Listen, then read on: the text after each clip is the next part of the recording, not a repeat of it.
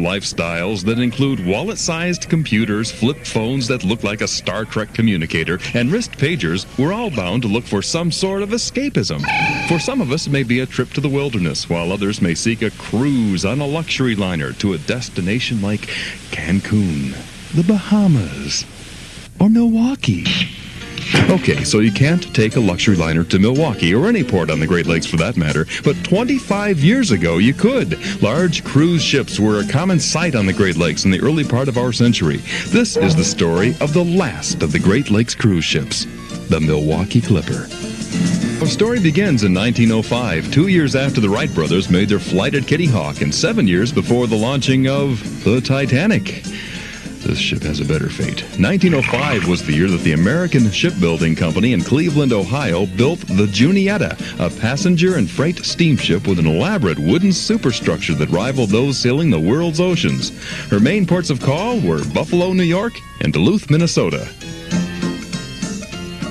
The vessel, along with her two sister ships, the Octorora and Tianesta, were the pride of the Anchor Line, ferrying millions of passengers up until the mid-1930s, when another vessel with a wooden superstructure, the Morro Castle, was set ablaze by an arsonist off the Atlantic coast, causing the loss of 134 lives. As a result, the Coast Guard banned the use of ships with this design. The Juniata and her two sister ships were removed from service. In 1939, though, two brothers from Michigan, Max and Mark McKee, operators of the Wisconsin and Michigan Steamship Company, were looking to expand their Milwaukee to Muskegon passenger and freight operations and purchased the Juniata. The vessel steamed its way to Manitowoc, Wisconsin, where it would be rebuilt into a new luxury liner for use on Lake Michigan. Her wooden superstructure was removed and replaced with a new streamlined all-steel Art Deco superstructure. She was the first new luxury liner built for Great Lakes service in the past 20 years.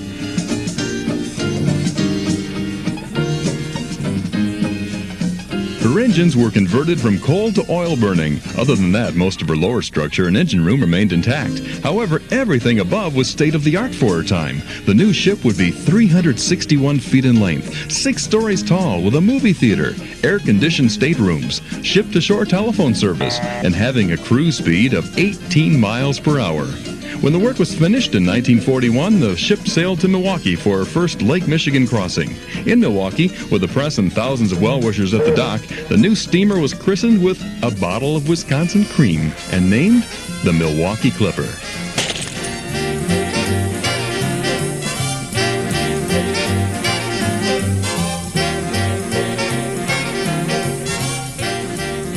At the end of her maiden crossing, she was greeted by another enthusiastic crowd, including the Muskegon High School Marching Band and the press. Factory and ship whistles blew throughout the city to welcome the new luxury liner, and for the next 29 years she would ferry millions of passengers and autos to and from Milwaukee, Muskegon, and Chicago. That's the way it was. Over her life as the Milwaukee Clipper, she would be piloted by 4 captains: Alan Hoxie from 41 to 54, Barney Van Dongen from 54 to 60, Bob Prefer in the early 60s, and Carl Regan until 1970. After the Juniata had been rebuilt into the Clipper, only a few items from the Juniata days remained topside. One was the Chad Burns signal device in the pilot house, and the other was the Juniata bell. Now that you're familiar with the Milwaukee Clipper, let's step back in time and take a journey on her and listen to an old scratchy record. We would like to take this opportunity to welcome you aboard the Clipper. The last call for breakfast is now being made. Luncheon is served at 11:30 and continues until about 1 p.m. when the last call will be made. Service in the cafeteria is a la carte, and you can choose anything from a salad to a full-course dinner. Dinner will start at 6 p.m. this evening.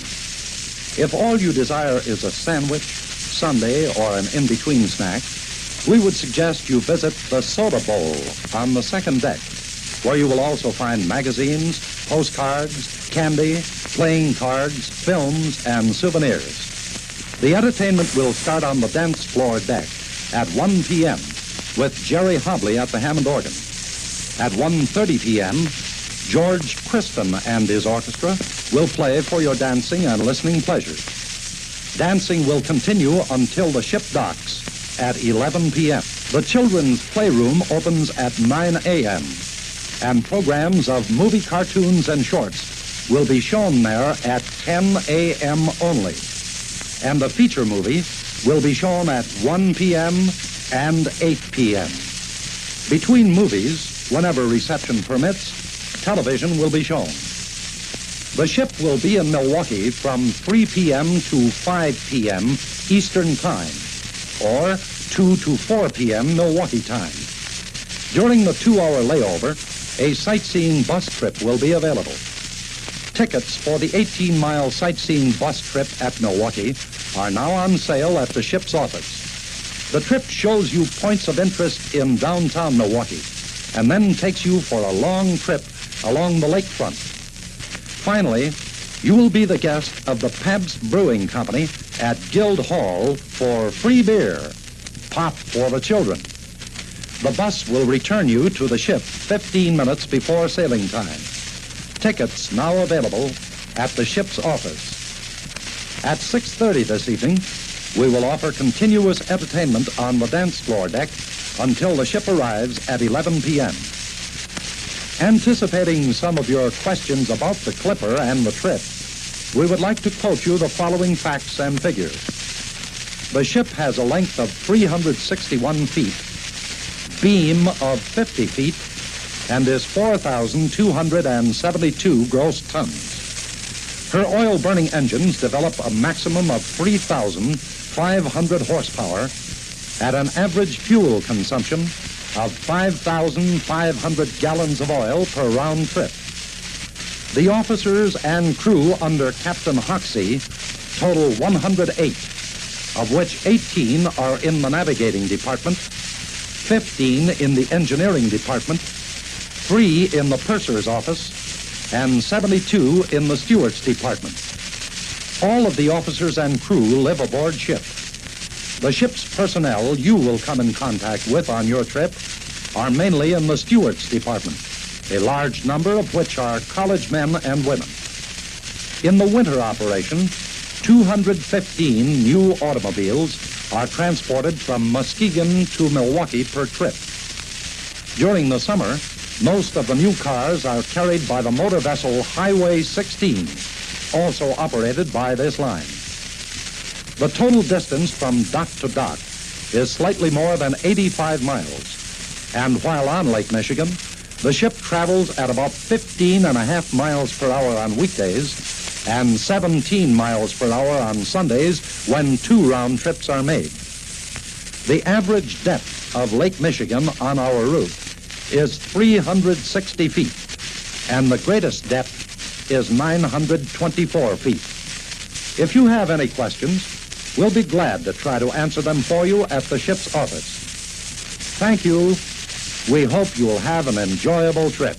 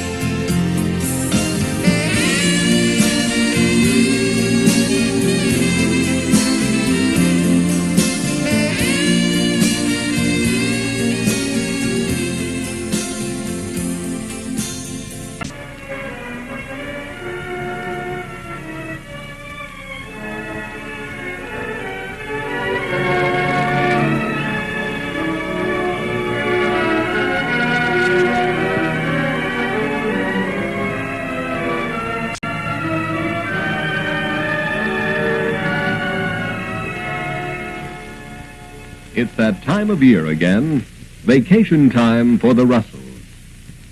This year, they're heading east from their Midwestern home to visit relatives.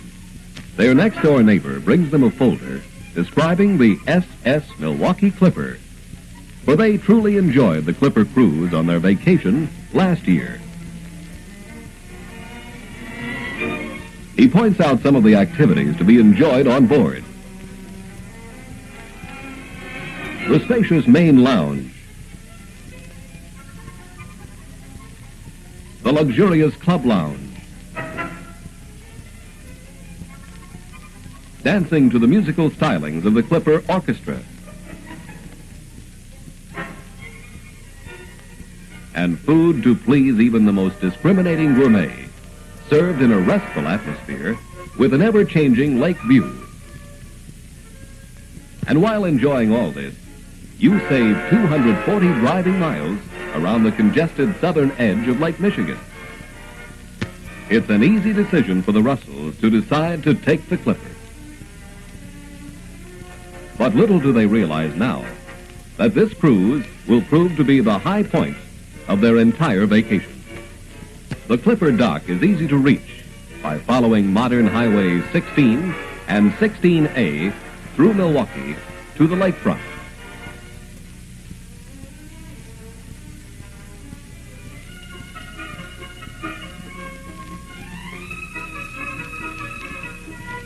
This is Milwaukee's modern municipal passenger and automobile pier, home of the Milwaukee Clipper. A large parking lot provides ample parking right at the dock for groups taking the special Clipper round-trip cruise.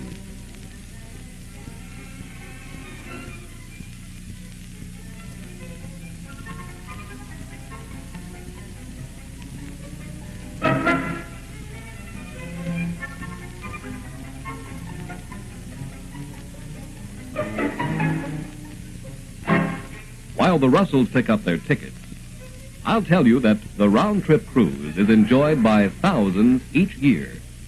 It's a refreshing one-day vacation, or an unforgettable experience for many clubs and groups from all over the Midwest and beyond.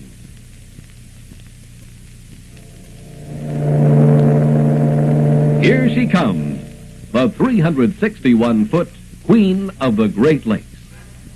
She's the proudest vessel in her class, a modern ship in every respect. Clean, oil-fueled, 45 feet wide, and carries 900 passengers in comfort.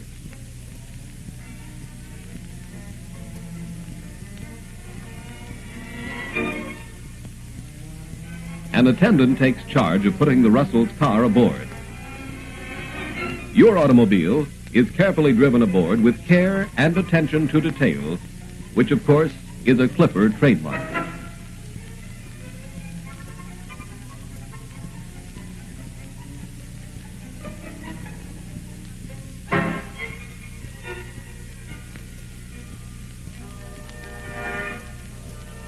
Now it's all aboard as car and family prepare to enjoy a break from hours of congested traffic around the southern edge of Lake Michigan.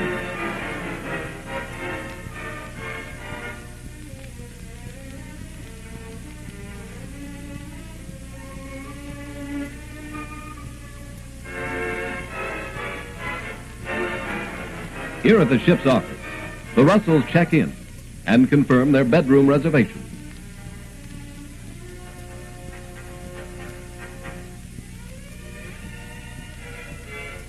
A gay holiday atmosphere captures everyone.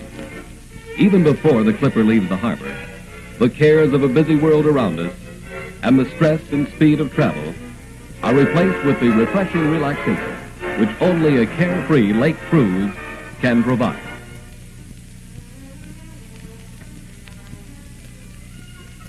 The skyline of Milwaukee, a city rich in old world atmosphere, fades into the horizon.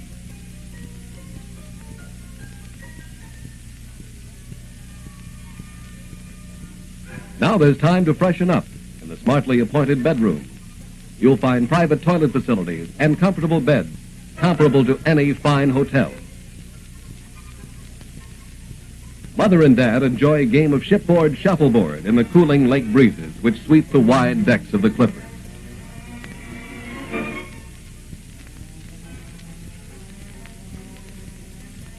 The soda bowl is a popular spot on the Clipper for a tasty sandwich, refreshing drink, soda, sundae, or a complete selection of fountain specialties. Also, you'll find a large selection of current magazines in the soda bowl. The younger set always enjoy the Clipper Playroom. The colorful playroom is appreciated by parents, too, for the children may have a wonderful time here. For Jeff, it's a real holiday at sea as he guides the Clipper through a child's fantasy adventure.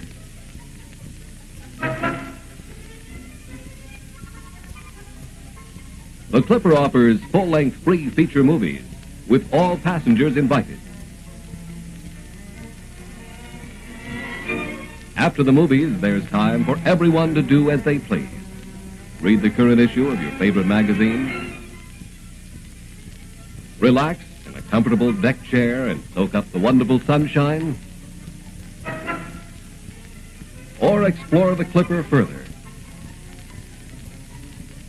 From the decks of the Clipper, the beauty of Lake Michigan may be enjoyed to its fullest. The ever-changing patterns formed by the gentle waves and the breathtaking scenes of the crystal-clear blue water which stretches as far as the eye can see.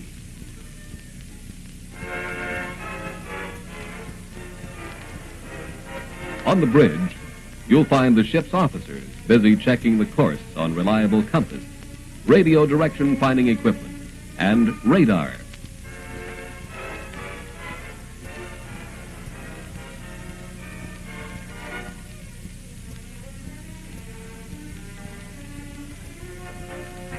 Dinner aboard ship is an unforgettable experience. Choosing from the large selection of tempting dishes prepared by the Clipper's master chef. Yes, it is an adventure by itself. The menu is reasonably priced, so each member of the family may enjoy his favorite selection. And there's ample room for groups enjoying a Clipper cruise to dine together.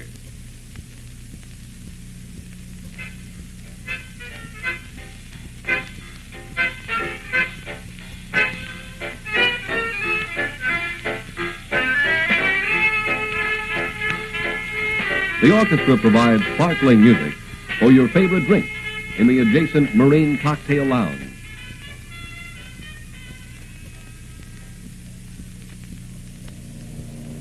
Ships from all over the world now travel the Great Lakes through the St. Lawrence Seaway, so a foreign vessel is a common sight. By the way, you may dream a little also, for the Milwaukee Clipper is fully capable of crossing the oceans to foreign ports.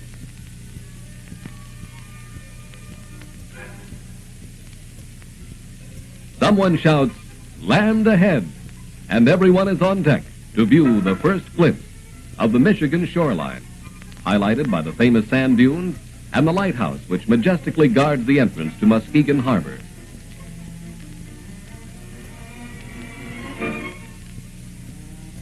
The Clipper arrives right on time. For those enjoying the round-trip Clipper cruise from Milwaukee, their holiday is only at the midway point. After sightseeing ashore at Muskegon, there's an enchanting return trip to be enjoyed. For the Russell family, it's time to return to the highway again, more refreshed and relaxed. You may be sure they'll take the westward sailing on their return. One can't help but wish this carefree life aboard the Clipper could go on forever. For this trip is one you'll remember for the rest of your life. It's our hope that we'll welcome you aboard the SS Milwaukee Clipper real soon for your Clipper holiday.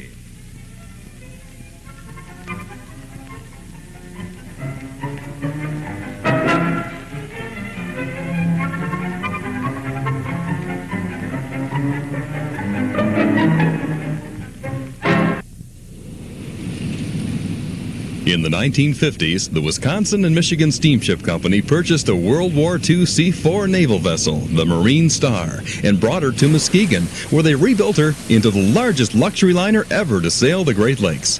She was called the Aquarama.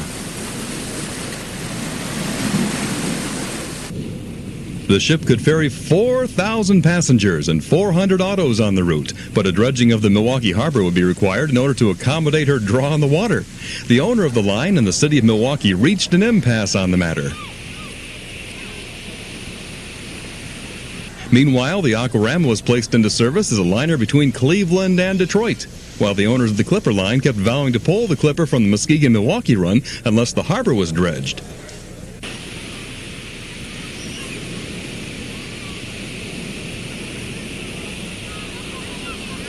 Finally, in 1970, the Clipper was pulled from service, thus eliminating the Cross Lake waterway between the two cities. Since 1970, the best year ever for passenger and auto transportation between Muskegon and Milwaukee, no ship has replaced the service once performed by the legendary Milwaukee Clipper. The vessel remained docked in Muskegon until 1977, when Chicago businessman Jim Gillen, along with investors, purchased the ship and had her towed to Wisconsin for needed structural repairs. Unfortunately, Mr. Gillen's partners withdrew from the deal, and the ship was tied up in court proceedings until 1980. That was the year that Mr. Gillen moved the Clipper to a berth at Navy Pier in Chicago, restored her Art Deco interior to perfection, and opened the ship for tours and parties.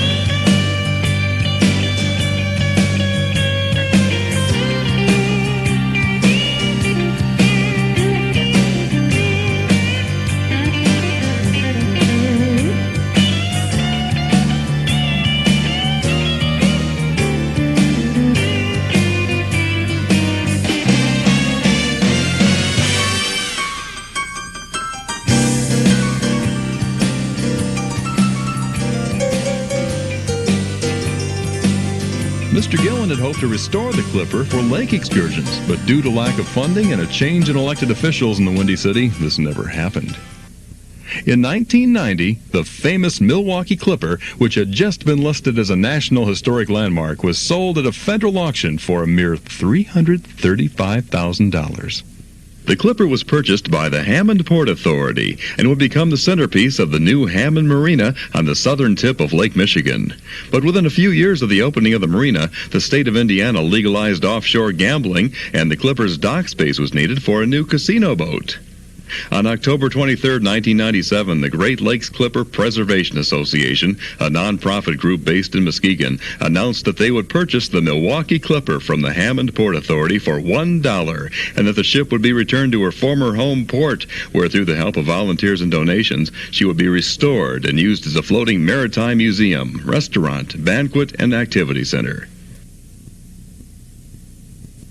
Bert Halfpap started out with the Clipper operations as a steward and chief purser in 1941, right before the war broke out, and became the ship's superintendent a few years later. Throughout his 29 years with the vessel, he got to know Max McKee, the ship's owner, quite well. I remember Mr. McKee as being very demanding in regard to passenger accommodations and service aboard the Milwaukee Clipper. In short, he wanted first-class service. He wanted everything to be tops. In the restaurant, we were to never use anything less than choice. And we often used prime. But no commercial-grade meats ever found their way there. No inferior liquors were carried aboard. He wanted the passenger treated right. I still do not feel that Muskegon appreciated what the McKee boys had done for them. Max McKee particularly and his brother Mark, they had poured thousands of tourists in there every summer. This had contributed to the prosperity of the whole shoreline there. Max McKee was a genius in defining the uses of an old ship to become a first-class ferry between Milwaukee and Muskegon with unbelievable flexibility. There's any number of people in Muskegon could say at some time or other that they had worked aboard the Clipper, because it was a very, as far as the stewards department, we carried a stewards department of about 115 people. And therefore it gave a lot of employment for the college kids, which we hired a lot of college kids, and it was good in that they were restricted aboard the ship, so they couldn't spend any money. They didn't make very much money, but they were able to spend a season on the Clipper and make enough money to go to school. And you have any number of people in industry and in business that could probably relate to sometime they worked aboard the Clipper or knew someone that did work aboard the Clipper. So that, as far as the economy of Muskegon, it contributed a great deal. The ship actually was underway out of 24 hours. I'm going to say we were underway almost 22 hours on the weekends. They carry some tremendous loads. They should about carry a full load of 1,000 people every trip. So to get that crowd on and off the vessel and cleaned up in that short a time was quite the thing. As a matter of fact, Ernie Pyle made a trip on there, and the only thing that he had to remember about the ship, he said they needed 1,000 people with 1,000 brooms to clean up after it. But that's what they used to get the ship clean. The only thing good about in the wintertime, you woke up, you get up, and you go out on the pilot house, you look out, and you see cars on deck, you knew you were heading for Milwaukee. And if you didn't, you know you were going to Muskegon. But in summertime, you had a crowd aboard. You sometimes didn't know if you were going to Muskegon or Milwaukee or where you were going. It was back and forth. It was really a real rat race. Wound up hitting the breakwall coming out there. It was a very dense fog. It was on the first weekend we were coming out, and it was really piece of fog. I knew where we were at, but didn't. You knew we're close, but how close, and we're just feeling our way. And the only feeling we got is when we did hit the tip of the south end of the brake wall. We did break this stem bar, and it's a piece of steel about, I'd say, 10 inches thick and about a foot deep. And of course, we went up to Manitowoc to have this replaced, and it was a piece of special steel because of its size, and there was nothing in the yard except the tail shaft of one of the car ferries. And they cut that down and fitted that in to the bow of the Clipper. That repair didn't take long, and we were back in operation. And another time we had a dog jump overboard. And this was interesting because it would happen in the wee hours of the morning.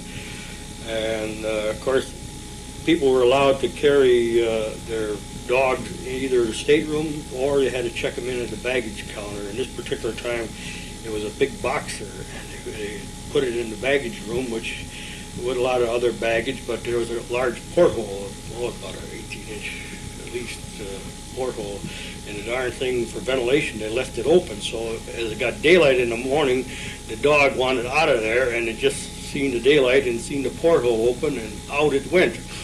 And it went out through the porthole, but of course, having all the passengers aboard in the summer run, there's always somebody up and around on the decks, and somebody was viewing the morning, the twilight, not twilight, but the sunrise or the dawn, and they saw something come out of the porthole, and they thought it was a body. Somebody threw somebody over the side. So they talked about it as what it was. As I say, it was still early morning, and they couldn't decide if it was a body or garbage or what.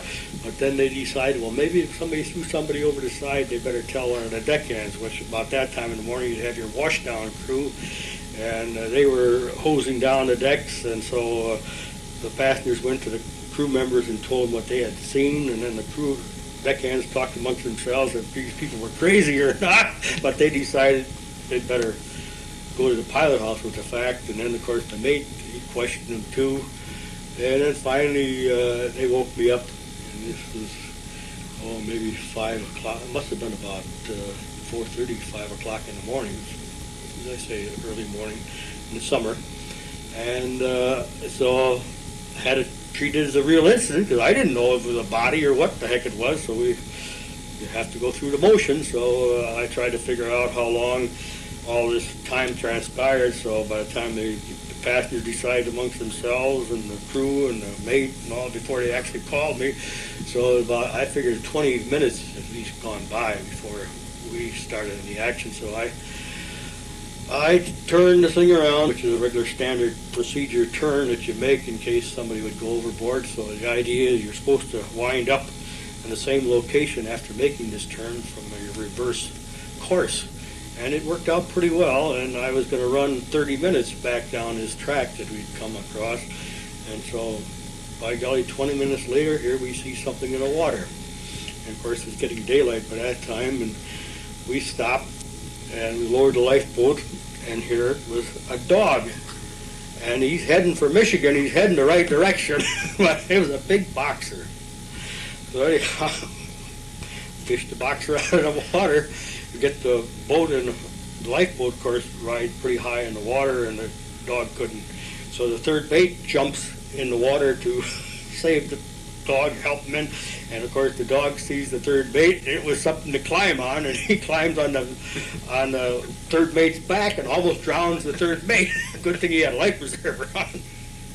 But we could have saved the dog and lost the third mate. But anyhow, we got them both in the lifeboat, and as I say, it was 20 minutes down the track. I was going to run another 10 minutes past that and turn around. That would give us 2 passes. But anyhow, we fished the dog out and we get him back aboard. And the ironic thing about it, we find out where the dog comes from out of the baggage room. And here it's Mr. McKee's dog, the owner. They had checked the dog into the baggage room, and McKee's had a #1 stateroom, and they didn't want the dog up there with them. But this took, we were a good 20 minutes, we were wound up being about 40 minutes late. At least we picked up a little time going back to the dock. But as I was going home, just as I got off the ship, Mr. McKee, of course, his car was always last one on, first one off, and he's coming down the dock wanting to know how come we're late. I said, well, we wouldn't have had been so damn late, and we had to go back and fish out your dog out of the door. Because he didn't realize this either, And then he questioned me, what happened? I said, well, the dog jumped out of we fished it out, and I said, almost drowned the third mate, and he wanted to know who the third mate was. Anyhow, he got third mate a box of cigars for all his efforts. I think of one guy we used to get some pretty big crowds, and if you didn't have a reservation as far as cars were going, if you pulled up the last minute, you might not get your car on. Well, we somehow managed to get most of them on, but this fellow was from Texas, and he heard about it. He hadn't gone for a boat ride. But anyhow, he was dubious if he'd be able to get on, and they were holding him on. They always had a standby reservation list, and he was on standby. And he was getting a little impatient, and he looked out over Muskegon Lake, and he says, I don't know what the fare was, but it was $15, $20 or something for getting his car across. And he says, you mean it's going to cost me that much to go from here? And he looked out and he saw Pigeon Hill at that time. You could still see it.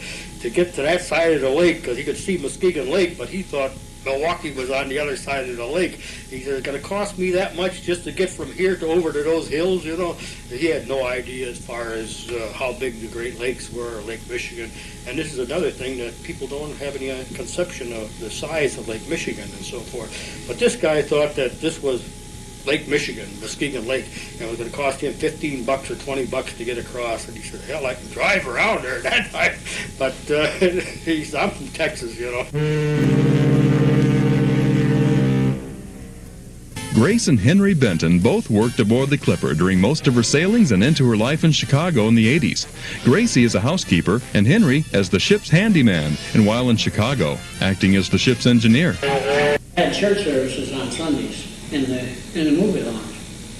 And they'd have a Catholic priest and they'd have a Protestant minister with hold services in the... We picked up the father in Milwaukee, and then we picked up, wasn't his name Wright? Yeah, that was Tom Wright. Tom Wright in Muskegon. Tom Wright was the pastor for the rescue mission. to For a good many Milwaukee and years. then back to Muskegon. So they had Catholic services and they had Protestant services every Sunday for anybody that wanted to go.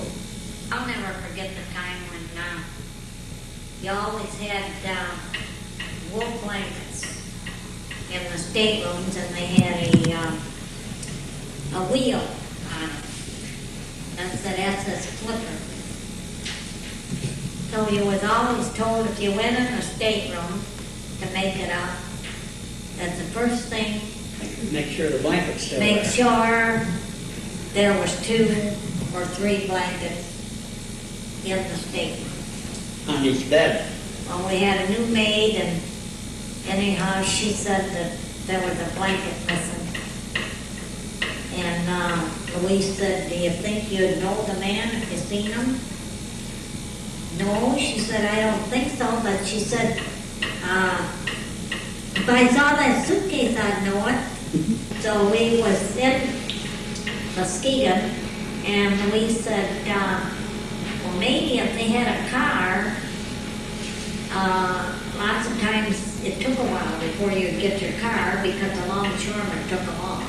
So we went out to where you had to wait for the cars, and she said, that's a suitcase, that's a suitcase. So I went over and I said, did you have stateroom 34? He said, yes, I did. And I said, well, we couldn't find the blanket. We was wondering if you had taken it out on the deck. And he said, yes. He said he had. And I said, well, would you mind showing me? And he said, all right. When we went to go back to the ship, we had to go through a building. And we got inside the building. He said, just a minute. And opened up the suitcase and handed me the blanket. That is an old-time Maytag washing machine. It's the only type of washing machine that we could get into the boiler rooms because we did not have doorways wide enough to accommodate a more modern machine. That was the only type that we could use in the boiler room and in the engine room. It's the only type we could get in here because we could completely dismantle it and put it back together when we got it down. That phone was connected to the chief engineer's room, to the captain's room, to the car deck, and to the pilot house. That's how they communicated back and forth between the various parts of the ship. Definitely. I've heard many times that people say it was too bad that the ship was taken out of service. A lot of people used to take it on the weekends. This is the area known as the Clipper's Harem. Located in the forward section of the ship in front of the car decks, it served as the quarters to the college students who worked in the summer months aboard the ship. Now the Schlitz. They would contact the different colleges.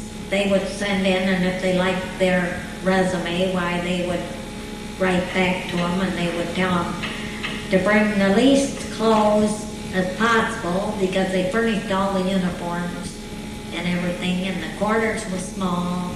And this one girl, when she come, got in her suitcases in the room. She couldn't hardly get in herself, and she sat on one of the suitcases and she said, no, if somebody will tell me where the swimming pool is, I think I'll take a swim. I told her she wanted to dive off the Fantail. There's no swimming pool on here.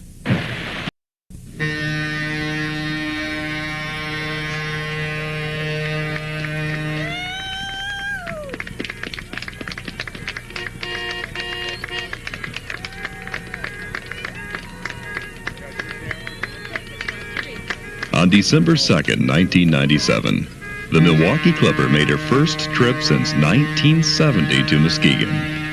She was towed by the tug John Purvis. Though she desperately needs a new coat of paint and a good cleaning, that didn't stop the large crowds of people, young and old alike, who lined the Muskegon Channel to welcome home a dear old friend. And while the sight of this beautiful ship brought back many fond memories, new ones are just beginning.